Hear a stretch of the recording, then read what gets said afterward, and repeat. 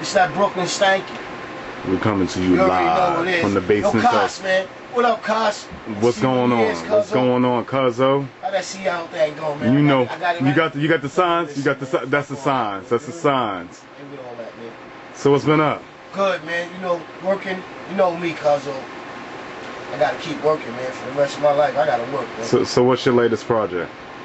Basically, I've been working on Thug Bible for like, I mean, I had it ready, but I don't think the world was ready yet. You know, you gotta be careful. The art of timing, you gotta master the art of timing. I learned that in this music business. It's very important. That's as important as having the talent itself and having the connections itself. The art of timing. Sometimes the artist can be ahead of his time. When he come out, he go over everybody's head. Right. Then years later, they look back like, yo, that dude right there, he's relevant right now. The shit he was doing 10 years ago is relevant right now. It's needed right now. Right. And that's the kind of reaction that I'm getting all over the world, everywhere I go. Yo, son, that Crime Saga joint was ridiculous. Like right now, that need to come out. Right. Like these teenagers right now need to hear that. You know what that means? That means that I make timeless music. Okay. You understand? Right. It doesn't matter when it comes out. It's still relevant to the time that's going on at the moment. Right.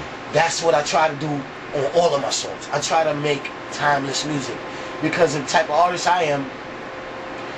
It doesn't matter when I come out. It's still time for what I gotta say. Right. Because it's still going on in the hood. It's still going on in the projects.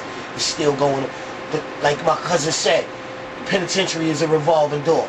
You got brothers coming in, going back out, coming in, going back out. It's still happening. When you appeal to them in that mentality and you rhyme and uplift them, it's never gonna end.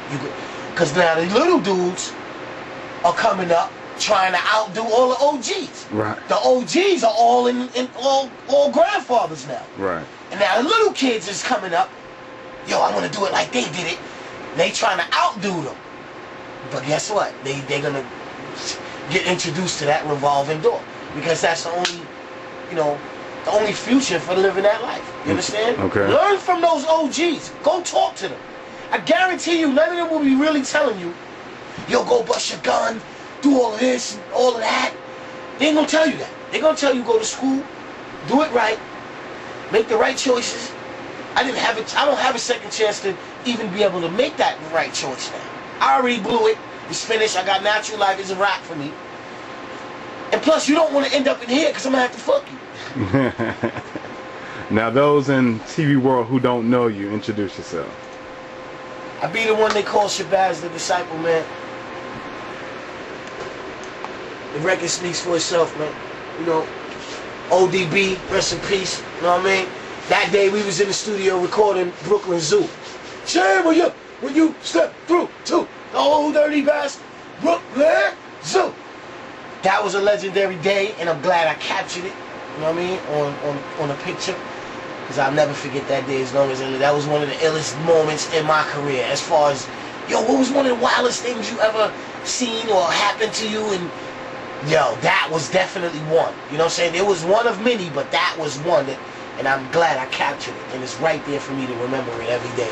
I wake up. Right. Word. So how did you start off in the rap game? I mean, not professionally, but just like in the projects in Red Hook, you know, my uncle DJ Young and Nut, that's my nigga right there. You know, he handed me my first microphone at 13 years old. You know, we shared the same little room, you know what I'm saying, the blue bunk beds, and he had his equipment, and he put the speaker in the window, you know what I'm saying, and just bang. He was a DJ. He was incredible. So he used to always have the MCs from the neighborhood come upstairs and get on the mic and they would freestyle. And I was sitting on the bed loving this shit. Like I was a little kid, like probably 10. You know what I mean? Like, and he just got me in tune with it. You know what I mean? Like, I just was in love with the feeling, and just hip hop itself was just happening right before my eyes. Without the world knowing what it was, I just got to witness it before, you know what I'm saying, knowing what it was.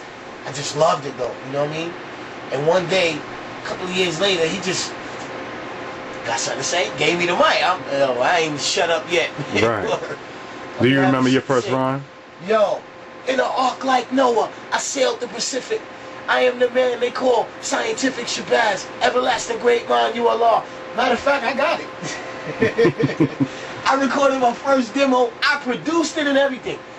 Yo, it was a moment that I will never forget, because once I recorded the song, I felt like I got it. Like, I could do this. I could make a record. Like, and then the hood supported that thought. They co-signed it. Not by me saying, I'm going to beat you up if you don't like my music. Just by playing it around people. People will walk by in the car or wherever I was at and be like, yo. You know, back then we had the boombox, my uncle's radio. Right. We had the big 90-watt radio with the 2 tape decks right. on the top. All y'all old school niggas know what I'm talking about. Now you say the hood. Red Hook Projects. Right. Red Hook Projects, the most dangerous projects in the world, known to man, the most lethal address known to human beings.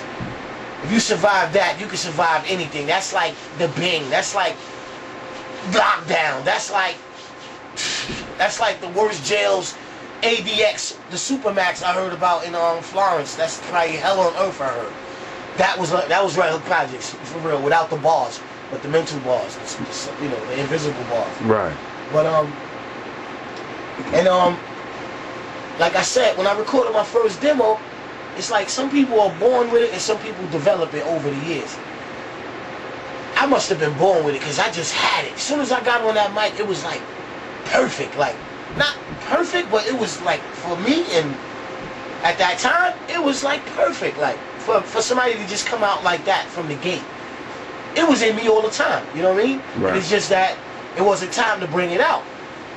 Young and Nut must have felt something, you know what I'm saying? Because he inspired me, and then he seen me probably freestyling one day and just, yo, sound like you got something to say, you know what I mean? Right. Big up the Young and Nut, man, for real, man. Now you say that's your uncle. Is that really your uncle? Or is that just your brother. Is that just your word? Nah, that's my mother's brother, real brother. Right. My grandfather, Big Raymond, you know, listen, let me explain something to you. I understand now, you know, you ain't gonna know where you're going until you know where you came from. This family tree has roots, and music is all in our blood, right? And I found out where it came from. My grandfather, Raymond Hill. Y'all don't know him, but listen. Have you ever heard of a group called the Silhouettes? It's an old singing group like in the Motown era. That was his group. He started that group. That was his group. They had a joint on, get a job. Sha-na-na-na, na-na-na-na-na, get a job. That's my grandfather. I never knew that. You understand? Right. Okay. Like, he don't really walk around like I'm the big artist that y'all get it from. He's a humble, you know, grandfather, and he never really talked about that side of him. Right. But we opened it up one day, you know, when my father passed away, God bless him, Lobo. Everybody came over that day, the whole family, you know, to pay their condolences and just support us. And that's when it came out. And when he told us, I was like, what? Me and my uncle Young and Nut went online automatically, found his song, and played it for him. We made him come back in the living room. We put his song on. He was like, yo, the technology today, y'all did that so fast. Right. I was like, that's how it is today. You know, we found his song, and we was reminiscing. Then that opened up that whole world again. You know what I'm saying? He told me the reason why he left the group was because they was using like heroin or something like that. The group started using the heroin because back then I think all of the artists used some kind of drug, but he wasn't with that, and he couldn't get the group to quit, so he left. You understand? He didn't want to be a part of that no more, and he was like, you know what? As a matter of fact, Ella Fitzgerald was almost your grandmother. I started laughing. I was like, that's where I get it from, Right? Right? So he was like, yo, you know, that was my girlfriend. You know, she used to do her little shows, and I'd be there, and I will drive back home to our apartment in Harlem. And I'm like, yo, I was amazed at the story. It seemed like nothing to him, but to me, knowing who she is, I'm like, wow, like, that was mind-boggling. Like, right. But what I'm trying to say, long story short, is that my grandfather, you know, he started this music thing with us. It came through him to my mother. And then to you know, all of his kids got it, and that's where I get it from. You know, my Uncle Raymond, his son, used to play in a band. You know, I used to hear records they playing when I was a kid. Then I'll hear the record on the radio and think that it was my uncle and them that made that. Right. But all they was doing was in a band and knew how to play everything. Okay.